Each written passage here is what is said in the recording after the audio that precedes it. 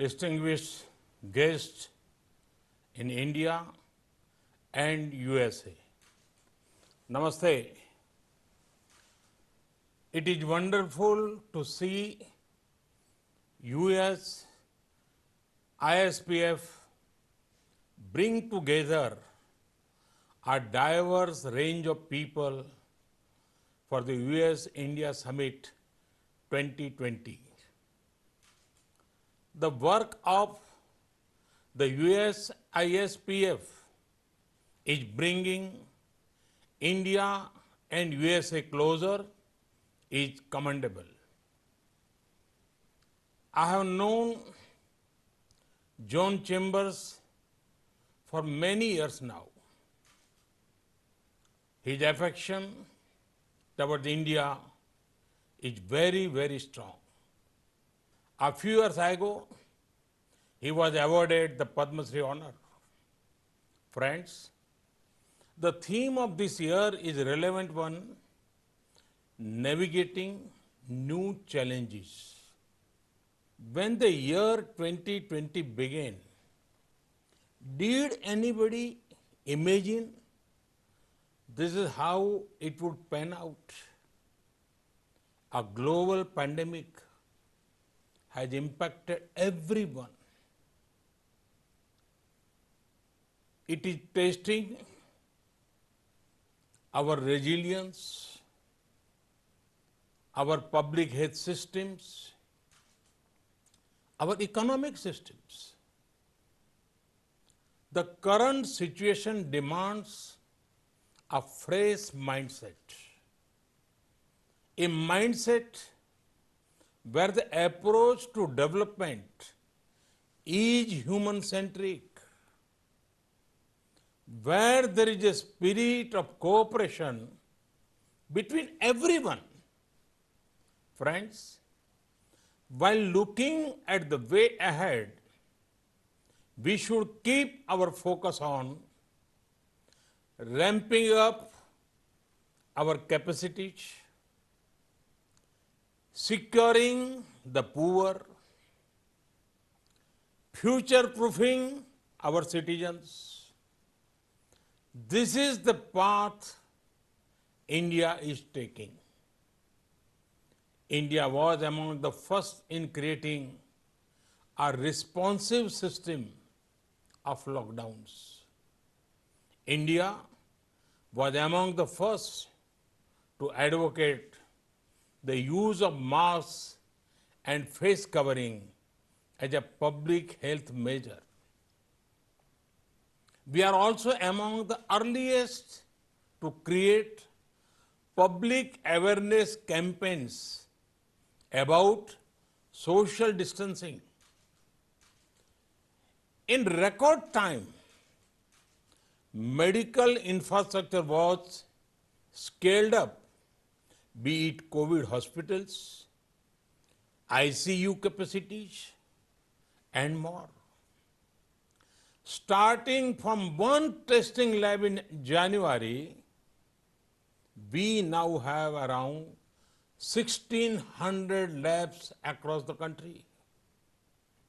The outcome of these efforts has been that a country with 1.3 billion people and limited resources has one of the lowest death rates per million in the world. The recovery rate is also steadily rising. I am happy that our business community, in particular small business, been proactive. From almost nothing, they made us the second largest PPE kit manufacturers in the world. This is in line with India's spirit of challenging the challenge to emerge stronger. In the last few months, the nation has battled COVID and other natural crises such as floods, 2 cyclones, locust attack. But it has only made the people's resolve stronger. Friends, through the entire COVID-19 period and the lockdown, the government of India was clear on one thing: the poor have to be protected. The Pradhan Mantri Garib Kalyan Yojana for India's poor is among the largest support system seen anywhere globally. Free food grain is being provided to 800 million people. This scheme operates for 8 months. 800 million people means more than double of USA's population. Free cooking gas is being provided to around 80 million families. Cash support has been provided to around 345 million farmers and needy people. The scheme has given much needed employment for migrant workers by creating almost 200 million percentage of work.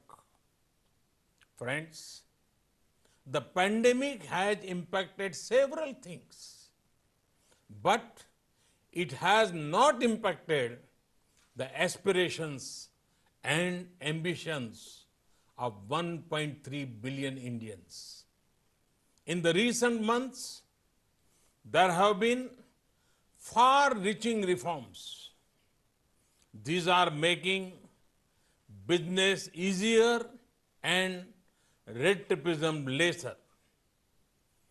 Work is actively underway on the world's largest housing program. The renewable energy infrastructure is being expanded. Rail, road, and air connectivity is being boosted. Our country is creating a unique digital model to build a national digital health mission. We are using the best of fintech to provide banking credit, digital payments, and insurance to millions. All these initiatives are being taken using world-class technology and global best practices. Friends, this pandemic has also shown the world that the decision on developing global supply chains should be based on not only on costs, they should also be based on trust, along with affordability of geography. Companies are now also looking for reliability and policy stability.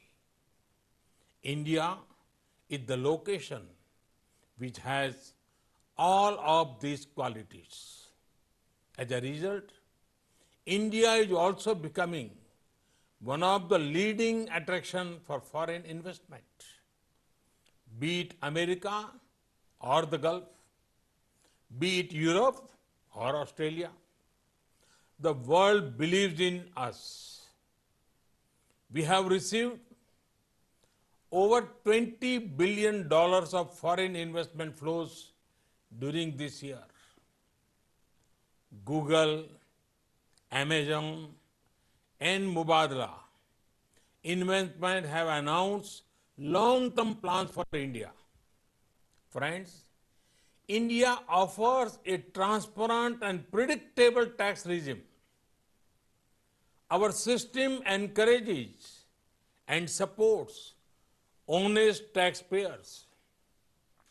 Our GST is a unified, fully IT-enabled indirect tax system. Insolvency and bankruptcy code has reduced risk for the entire financial system. Our comprehensive labor reforms will reduce compliance burden for employers. It will also provide social security protection to the workers. Friends, the importance of investment in driving growth cannot be overstated. And we are tackling both demand and supply side of it. By making India one of the lowest tax destinations in the world and with further incentives for new manufacturing units, mandatory e-platform based faceless assessment will go a long way in helping citizens. So, will the taxpayer charter? The continued regulatory reforms in bond markets ensure improved ease of access for investors. There are tax exemptions to sovereign wealth funds and pension funds for infrastructure investment. FDI into India rose by 20% in 2019. This when global FDI inflows fell by 1%. This shows the success of our FDI regime. All of the above steps will ensure a brighter and more prosperous tomorrow. They will also contribute to a stronger global economy.